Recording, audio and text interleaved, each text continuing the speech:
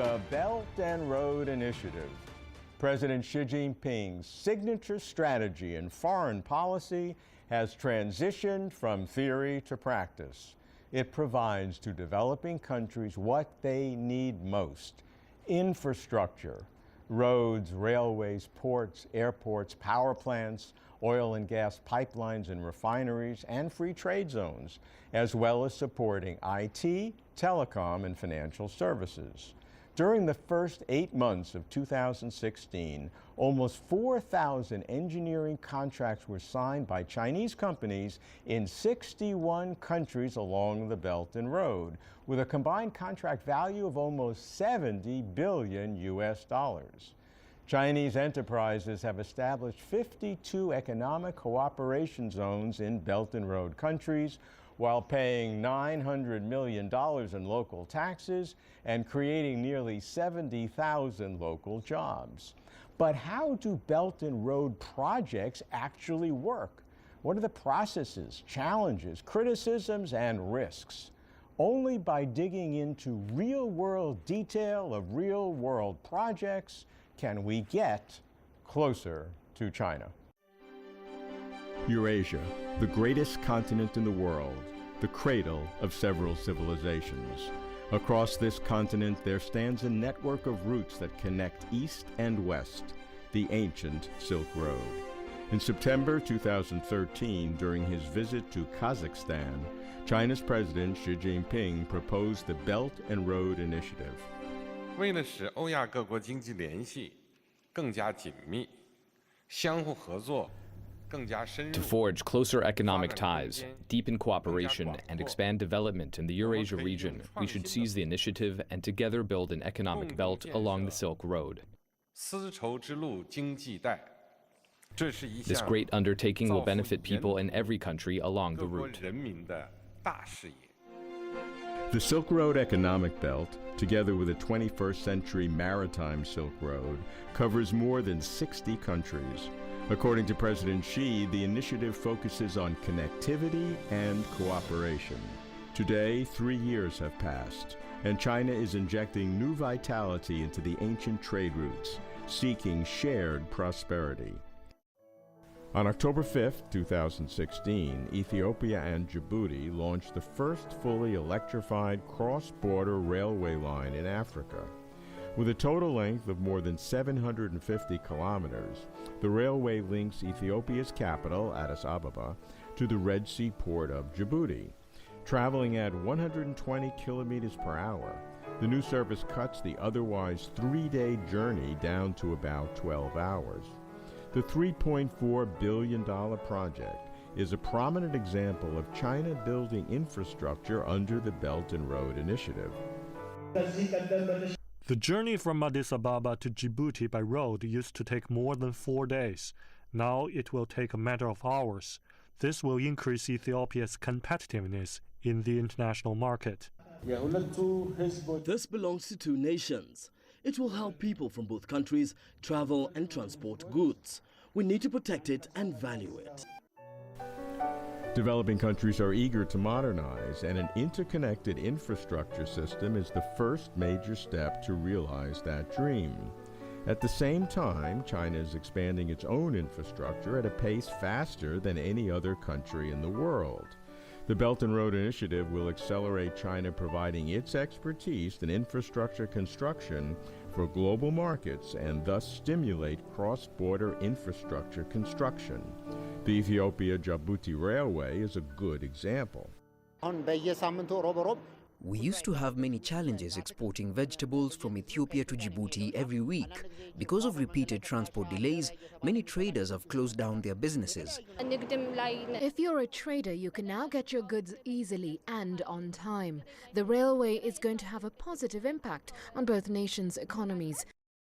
To learn more about the railway project and how Belt and Road projects work in general, I speak with Liu Wei, Chief Engineer and Vice President of China Railway Group, which constructed the Ethiopia-Djibouti Railway, and Professor Wang Yiwei of Renmin University of China, an expert on the Belt and Road who has been following the initiative from its beginning. The Belt and Road Initiative has been discussed greatly by many academics and many theoreticians about the importance of this project. But you've been involved in the real world of actual projects, important projects that are part of the Belt and Road Initiative, in particular, the Ethiopia-Djibouti Railroad. I want to understand that project, how it got started, what the structure is, what the stages are, because that's the real substance of the Belt and Road Initiative. Ethiopia, as a landlocked country in East Africa, needs a pathway out to the sea. Therefore, when China put forth the idea, the country responded with great interest and attached great importance to the project. Ethiopia has long desired such a program, but was unable to carry it out due to lack of funding and resources. But China is different. Technically and financially, we could all offer our help. Let's talk about some specifics. How long is the railway? When was it first started in terms of the planning? What were the stages involved? What were the challenges at different stages? I want to get into the real depth of the project. The whole Ethiopia-Djibouti Railway extends for a total length of 752.7 kilometers. As we have fully considered its expected increase in transport capacity, the railway is designed to achieve a speed of 120 kilometers an hour and an annual transport capacity of 20 million tons. During the actual construction, we met with three problems: the problem of funding, technology, and staff. First, railway construction needs money. Where does that money come from? One important reason for Ethiopia to cooperate with China is funding. Apart from the funds raised by itself, Ethiopia needed financial support from China, as the total project cost about $4 billion. The section under our management extends from Addis Ababa to Misorb. Another section from Misorb to Djibouti is contracted to the China Civil Engineering Construction Corporation. So out of the total $4 billion, we invested $1.846 billion. Ethiopia only invested about 30%, which was locally raised. The rest of the 70% comes from financing support from the Chinese government. Therefore, Ethiopia has got its funding for the railway with a buyer's credit. This is how it addresses the primary funding problem while seeking help from China. So essentially, this is a commercial loan program. In order to promote the railway construction, the Chinese government and the relevant financial institutes have all offered a lot of support through lending. I've heard of some projects that have been less successful than the Ethiopia-Djibouti railway in Venezuela, for example. What are some examples of projects internationally that you've worked on that were not as successful? Why weren't they successful in the same way? And what are you doing to improve upon them? Some railway projects under construction do encounter stoppages.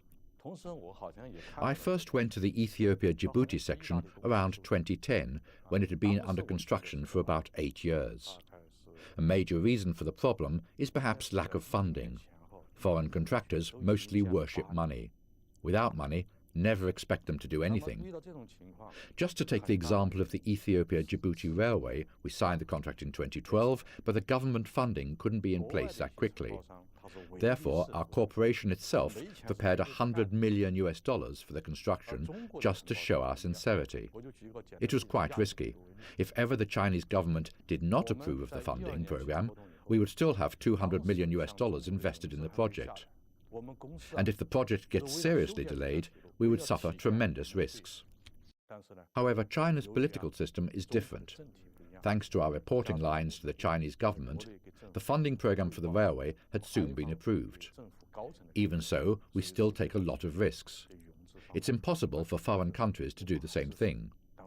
Chinese companies going abroad do bring us a lot of benefits.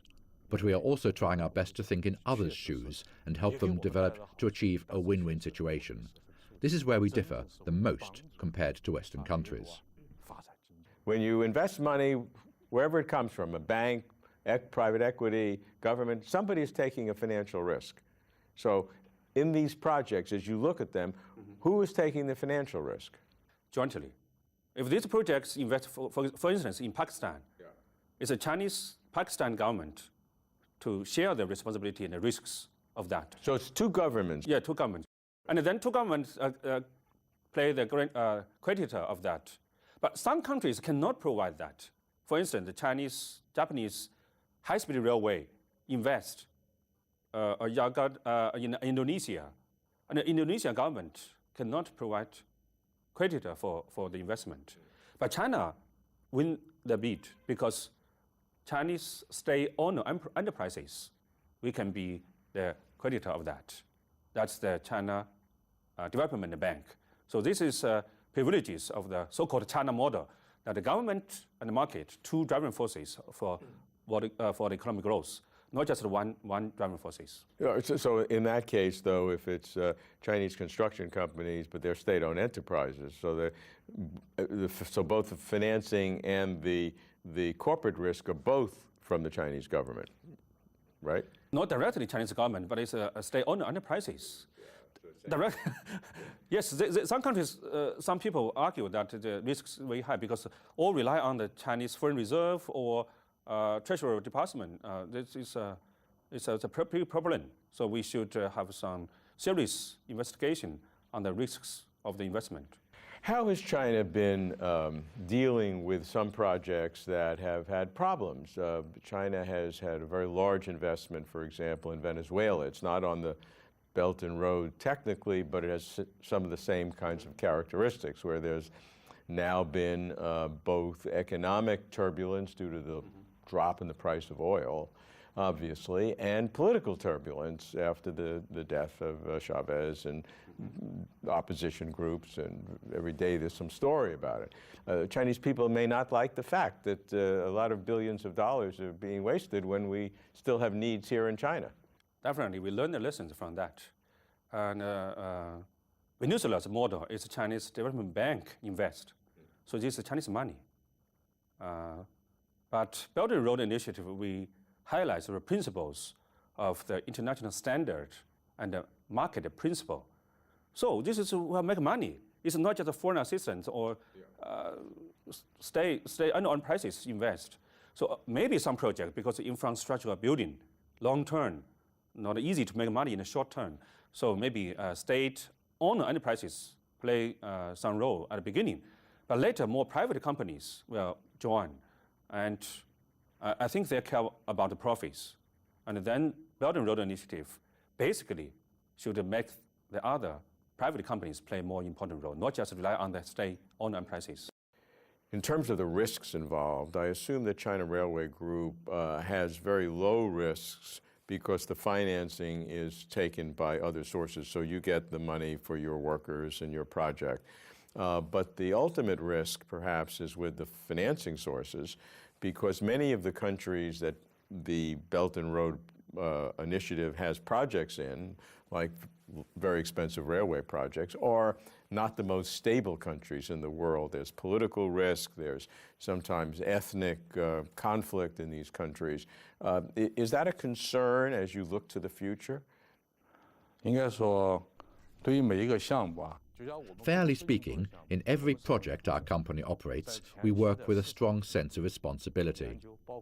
Preliminary work such as market evaluation, upfront research, feasibility studies and risk analysis have all been properly prepared. Therefore, we handed in our R&D report to the Financial Institute because we believe there is basically no risk of default. Financial institutions do not easily lend just because they get a report. They have their own internal evaluation procedures which require further understanding and tracking of the project before a final evaluation. Still more, they ask for insurance.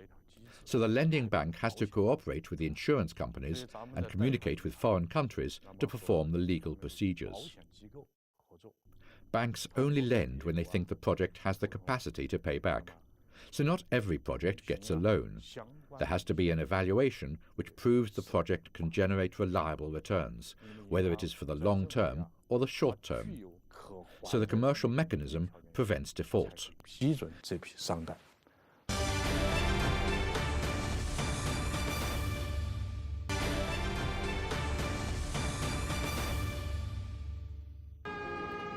In fact, Belt and Road countries are no stranger to China's assistance. In the 1960s and 1970s, the Chinese government sent thousands of engineers and construction workers to help build the railroad linking Tanzania and Zambia, after both had achieved their independence from colonial rule. The construction of the 1,860-kilometer broad-gauge Tanzania-Zambia Railway, which was called a Road of Friendship by local people, began in 1970 and was completed in 1975, taking 4 years, 8 months to complete.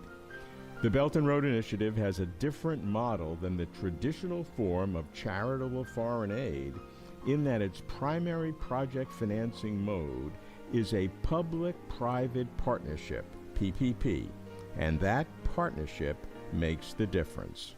The Chinese government issues loans to them, and bank lending comes with interest. They have to pay back both capital and interest. Then, how should the Ethiopian government pay back the loan? We need to communicate with their government and also the Ethiopian railway companies. I think the money mainly comes from the following two sources.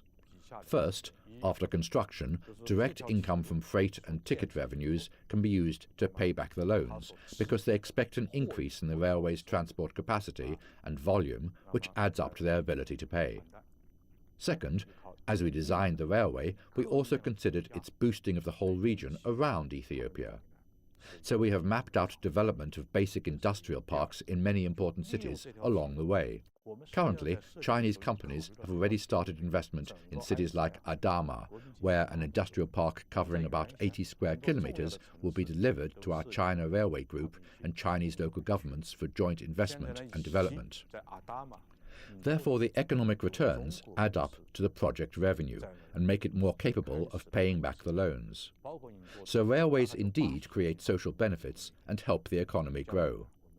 But repayment in this way is a bit time-consuming, at least decades long. In 2015, China had direct investment of a little under 15 billion US dollar equivalents in roughly 50 different countries. And that was about 1/10 of China's overall foreign investment, a little under 150 billion. So that's about 1/10. Do you see that percentage increasing in the future? What do you see in terms of China's appetite for direct investment in the Belt and Road countries, all of which are developing and many of which have problems of stability, so the political risk, various other kinds of physical risk is higher? Yes. In the past 3 years, government took the leading role to reach consensus, even sign an MOU with different nations. So far, more than 100 nations, international organizations, including United Nations, welcome Belt and Road Initiative. 36 around countries signed an MOU to jointly build Belt and Road Initiative, and more than 26 countries signed a treaty or deal with Chinese government for international capacity cooperation. So this means they're quite welcome in the world. But later, I think it should more companies to play the major role, not just the government. So the companies want to make money. After the global financial crisis for nearly 1 decade, so they needed new directions of investment, particularly for Chinese economy. We suffered greatly from the global financial crisis. Chinese foreign reserve, more than $4 trillion US dollars, now less, but still more than $3 trillion US dollars. According to the economist, I think $600 billion US dollars for Chinese economy, foreign reserve, is enough. So most of them, not just buy the federal bonds of the United States, should invest. So where to invest? Originally, we think about investing in a Western country because they're stable, because of their legal system and environment protection, very good. But risks, profits, always combine together. So the higher potential for investment is the Belt and Road countries. Maybe it's unstable. Maybe environment, legal system is not so good. Even 16 of them, not WTO members. But huge potential for economic growth. And then because of the suffered of their infrastructure shortage, for instance, in Africa, 500 million without electricity. India, more than 300 million people without electricity. We're talking about the benefits to Ethiopia in the specific project, East Africa in general, and there's certainly substantial benefits to the local economy, as you're saying. But there's also benefits to China. So let's be very open about the benefits to China and to China Railway. Benefits to China Railway are mainly reflected in three aspects. First, with construction of this railway, we are proving the possibility for China to export its complete set of technology and equipment, as well as its vertical integration, from design, purchase and construction to operation. It will greatly enhance China Railway's international image and strengthen our international competitiveness. Second, construction of the railway can deliver real economic benefits to us. Through construction of the railway, we accumulate more experience in exporting our vertical integration and set up a good model for our next move of doing the same thing for high-speed railways. This project also helps us train our international financial management experts, something which will become both an important part of our international image and a strong motivator for our sustainable development in the future. Based on the above three analyses, I think construction of this railway greatly benefits our company. I hear two kinds of criticisms of China's outgoing projects, not necessarily yours in particular, but in general when China finances these very large projects overseas, particularly in Africa. On the one hand, the foreign criticism, which I know you know, is that China is doing this to get raw materials and send in manufactured goods, and it becomes like a new kind of colonialism where you're not invading the country, but you have an economic dependency that you're creating by taking raw materials, paying for it, sending back Chinese manufactured projects. Criticism I hear in China is very different. It says that China is spending a lot of money with these very favorable loans, long-term loans on faraway places when maybe that money is better used in China itself, because China is very imbalanced in terms of its populations economically, and maybe China should spend that money rather than in faraway places, spend it right here in China. First of all, personally, I think the first criticism is neither objective nor practical. It is a pseudo-proposition. Talking about China's going abroad, in the example of Africa, China has actually provided Africa with a lot of economic assistance. I remember former Prime Minister of Tanzania, Julius Nyerere, once commented, "Western countries' assistance to Africa is based upon plunder of its wealth. But China's assistance is upon help to the country's economy." This is not our self-evaluation, but evaluation from the Prime Minister. I think it speaks for the full recognition we get in the countries to which we offer economic assistance and investment. Also, if we look back to the 70s when we invested a lot of manpower and resources to help build the 1861-kilometre Tanzania Zambia railway, which is a metre-gauge railway, fairly speaking, construction of the railway has greatly promoted the economic development of Tanzania and Zambia. And our 50,000 workers in foreign countries have exerted their painstaking efforts to finish the construction in 6 years without asking for any returns. Even today, our investment and construction in Africa and other places still bring us certain benefits. So we still think about returns when we make the investment. But more importantly, we're sharing with the recipient country our technologies, experience and capital advantages accumulated over the past decades of development. Many cases of such investment tell the same story. We all know that during the decades since the reform and opening up, China has achieved tremendous development and never ceased its development in infrastructure. In addition, China has a lot of foreign reserves, which are to be invested in the international markets. From within the country, we can export manpower and materials. All these elements contribute to the prosperity of China's infrastructure today. The network of our high-speed railways, highways and urban rail transit system has witnessed steady growth during the 12th five-year plan period and will continue to do so in the 13th five-year plan period. We should say China has invested quite a lot of manpower, materials and particularly finance in improving its infrastructure. Improvement of the infrastructure greatly boosts the development of China's economy. Without investment in infrastructure, our economy could not possibly have attained the level it enjoys today. Therefore, we should take a rational view of this issue. We are not taking the money for domestic infrastructure out for development abroad. As I said, different arrangements meet different needs, and the currencies are different. For investing abroad, we are using our foreign reserves in US dollars, while for investment domestically, we use RMB. The large amount of international trade creates for us a trade surplus, and the increasing foreign reserve encourages more Chinese companies to go abroad for development of the foreign country economy and the company itself through market-oriented investment. Some would say that one of the motivations that China has for the Belt and Road policy is to restructure its own economy by reducing overcapacity, by either selling the output of steel and chemical plants that China has, aluminum, or glass, or actually dismantling the plants and then shipping them to foreign countries so that all the energy intensity and the pollution would go to foreign countries. And so this is a motivation that China has for the Belt and Road. This capacity in China maybe is too much, but for the other countries, it's very unique. It's not polluted. Even electricity, as I said, is very needed in many countries.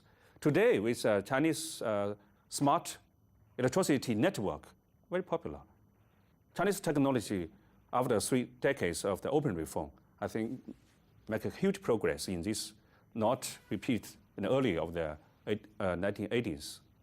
Perhaps the world's biggest and most intractable problem is global imbalances, unequal incomes, and lopsided lifestyles among regions and countries. Though we should always help our fellow human beings, we also help the poor because it makes our world more stable. Extreme poverty and gross inequalities are fertile breeding grounds for volatility and extremism. China's track record of constructing infrastructure is unparalleled in history, and by helping develop Belt and Road countries, China benefits the world. But benefits must flow in both directions. Increasing prosperity of Belt and Road countries improves the longer-term trade outlook for China, both the amount of trade and the diversity of its sources. Increasing exports of Belt and Road countries would help sustain the growth of Chinese exports. Chinese enterprises, however, are not highly experienced in investing overseas. There are lessons to be learned, 2 of the biggest being social sensitivities to local cultures and financial risk under unstable conditions. That's the real world, and that's closer to China.